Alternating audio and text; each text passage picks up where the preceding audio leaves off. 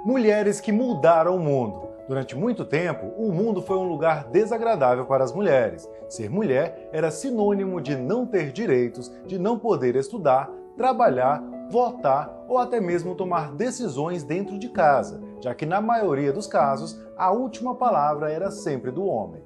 Infelizmente, nós sabemos que até os dias de hoje as mulheres ainda sofrem muito preconceito, mas ao longo da história houveram várias mulheres valentes o suficiente para passar por cima de todos esses obstáculos e com suas façanhas acabaram marcando a história da humanidade. Mary Curie, Cleópatra, Amélia Earhart, Maria da Penha, Joana d'Arc.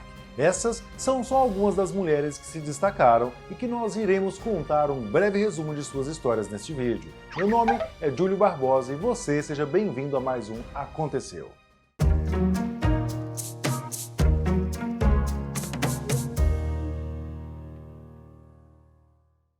E quando falamos das mulheres mais influentes de todos os tempos, não podemos deixar de falar da Cleópatra. Você pode até não saber, mas ela foi uma mulher formidável, principalmente por causa do contexto da época em que ela viveu.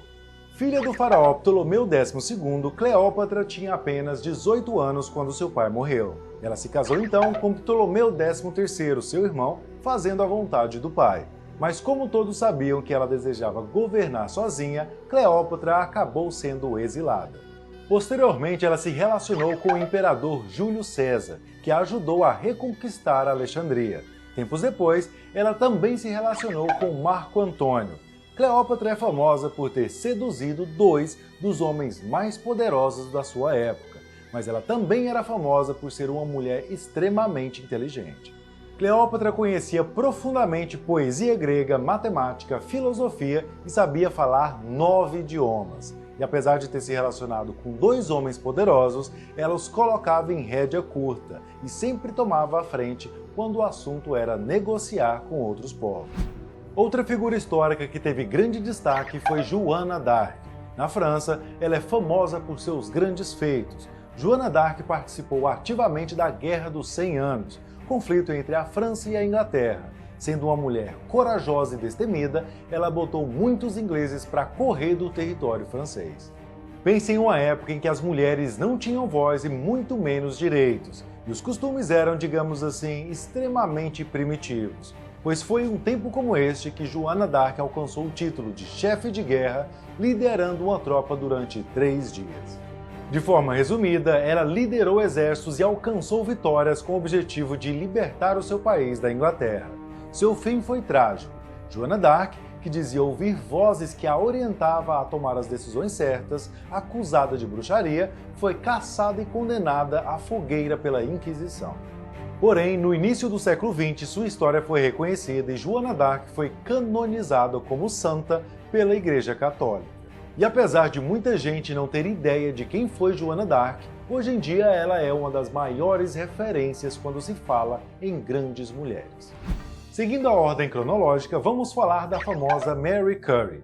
Nascida na Polônia, talvez ela seja uma das cientistas mais famosas de todos os tempos. Mary Curie nasceu na cidade de Varsóvia, mas foi na França que ela fez uma descoberta que colocaria seu nome nos livros de história de todo o mundo. Junto ao seu marido Pierre, que também era cientista, Mary Curie descobriu nada mais nada menos que a radioatividade. Foi ela que descobriu que certos elementos químicos especiais emitem partículas energéticas quando uma parte deles, chamada núcleo, se quebra. E a partir dessa descoberta, ela também descobriu 2 elementos químicos, o polônio, que ela batizou com esse nome em homenagem ao seu país de origem, e o rádio. Mas aí você me pergunta, Júlio, qual a importância desses elementos? Bom, é um pouco difícil dizer como eles ajudaram a humanidade, mas alguns exemplos que eu poderia citar são a radioterapia, que é usada para tratar certas doenças, e o desenvolvimento dos raios-x, que eu nem preciso explicar a sua importância. Por causa dessas descobertas, ela ganhou, junto ao seu marido, um prêmio Nobel em 1903. Anos depois, em 1911, ela ganhou mais uma vez o prêmio Nobel, se tornando a primeira mulher na história a alcançar tal façanha. Eu aposto que muitos de vocês não fazem ideia de quem foi Amélia Mary Earhart. E por que ela entra na nossa lista? Amélia foi uma das primeiras mulheres a se arriscarem na aviação. E não só isso, ela bateu diversos recordes que até então ninguém imaginaria que uma mulher pudesse bater. Ela começou na aviação em 1921, aos 24 anos de idade. Depois disso, acabaram todos os limites na vida de Amélia. Em 1922, ela se tornou a primeira mulher a voar sozinha acima dos 14.000 pés. Uma década depois, Amélia se tornou a primeira mulher e a segunda pessoa a voar sozinha pelo Oceano Atlântico.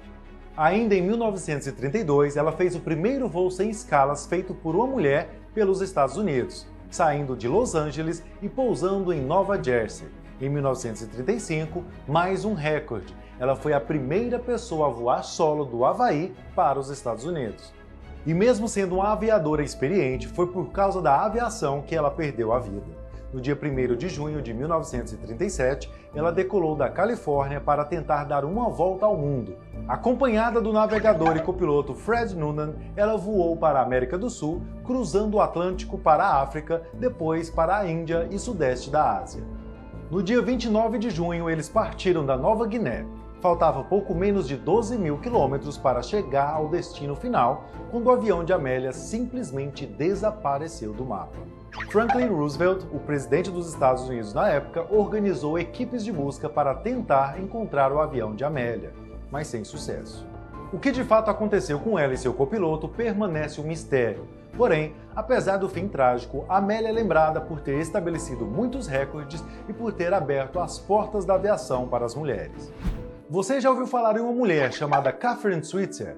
Bom, se hoje vemos mulheres correndo maratonas, é graças a ela.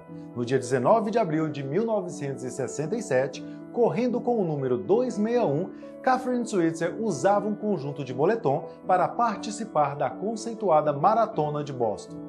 Na época, todos achavam que mulheres eram frágeis e incapazes de participarem de uma prova de resistência.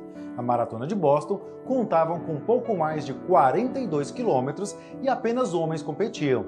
As mulheres eram proibidas de participar.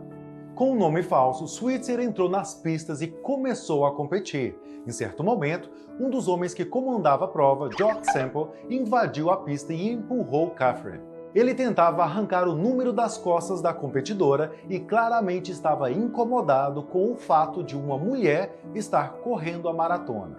Tom Miller, namorado de Catherine, invadiu a pista na mesma hora e jogou Jock no chão. Ela terminou a prova em 4 horas e 20 minutos. A audácia de Catherine Switzer se tornou parte da história do esporte feminino como um símbolo cultural de emancipação e coragem. Pouco tempo depois, a Maratona de Boston passou a ter a sua versão feminina. Em 1974, Switzer viria a vencer a Maratona de Nova York. 50 anos depois, ela voltou a participar da Maratona de Boston. No dia 17 de abril de 2017, ela correu com o mesmo número que tinha usado em 1967. A Associação Atlética de Boston decidiu então que o número não seria mais oferecido para nenhuma outra atleta, imortalizando assim o feito de Switzer. Por fim, temos a história de uma mulher que ajudou a salvar milhares de vidas de mulheres brasileiras. Maria da Penha é uma farmacêutica brasileira que sofreu durante muito tempo com as agressões do marido. Em 1983, ele quase conseguiu tirar a vida da esposa. Ela sobreviveu, mas ficou paraplégica. Ao voltar para casa, o marido tentou tirar a vida da esposa de novo, mas dessa vez tentando eletrocutá-la. Ao decidir finalmente denunciar o marido, Maria da Penha se deparou com a justiça falha e que parecia não ligar para a violência contra a mulher. Apesar de condenado, com os recursos movidos pelo seu advogado, o marido de Maria da Penha conseguiu se manter em liberdade. Sem muito o que fazer, ela escreveu um livro em 1994 chamado Sobrevivi, Posso Contar. O seu caso ganhou repercussão internacional em 1998. Em 2001, ela condenou o Estado brasileiro por negligência, por ter se silenciado o seu caso de violência doméstica. E foi graças ao caso de Maria da Penha que surgiu o projeto de lei número 4.559 de 2004, que foi aprovado por unanimidade. A lei foi sancionada e ganhou o nome de Lei Maria da Penha. Muitas mulheres foram silenciadas e perderam a vida por causa da negligência da justiça brasileira. Mas graças a essa lei, eu tenho certeza que inúmeras vidas foram salvas, tornando Maria da Penha uma mulher extremamente importante para a história do Brasil. E se você está gostando do vídeo, considere se inscrever no canal, aperte o sininho e selecione receber todas as notificações para não ficar de fora de nenhum vídeo novo aqui do canal. Não te custa nada e vai nos ajudar muito. Essas histórias que eu contei são apenas uma pequena parcela da grande contribuição que as mulheres fizeram para a humanidade. E lembre-se, se você está vivo, foi através de uma mulher que você veio a este mundo, e nenhum feito se compara a dar à luz a uma vida. Então, no mínimo, as mulheres têm que ter os mesmos direitos e liberdade que os homens têm. Comente aqui embaixo se vocês querem a parte 2 sobre esse tema. Vou ficando por aqui e a gente se vê no próximo Aconteceu.